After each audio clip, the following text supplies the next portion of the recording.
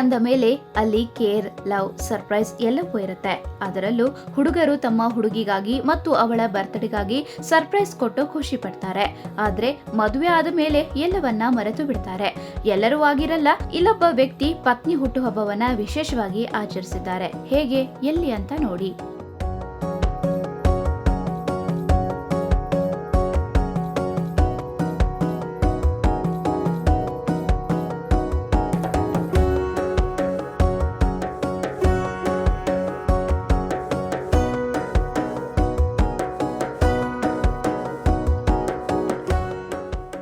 ಹೌದು, ಮೈಸೂರಿನ ನಿವಾಸಿಯಾದ ವಿಠಲ್ ಎನ್ನುವ ವ್ಯಕ್ತಿ ತನ್ನ ಹೆಂಡತಿಯ ಹುಟ್ಟುಹಬ್ಬವನ್ನ ವಿಭಿನ್ನವಾಗಿ ಆಚರಣೆ ಮಾಡುವುದಕ್ಕೆ ಮುಂದಾಗಿದ್ದು, ದಸರಾಗೆ ಆಗಮಿಸಿರುವ ದಸರಾ ಗಜಪಡೆಯ ಮಾವುತ ಹಾಗೂ ಕಾವಾಡಿಗಳಿಗೆ ಹೊಸ ಬಟ್ಟೆ ನೀಡುವುದಕ್ಕೆ ಮುಂದಾಗಿದ್ದಾರೆ.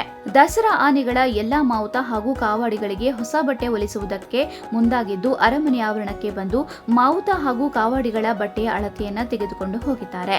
ಅವರ ಅಳತೆಗೆ ತಕ್ಕಂತೆ ಸರಿಯಾಗಿ ಬಟ್ಟೆ ಹೊಲಿಸಿ ನಂತರ ಕೊಡುತ್ತಿರುವುದು ವಿಶೇಷ.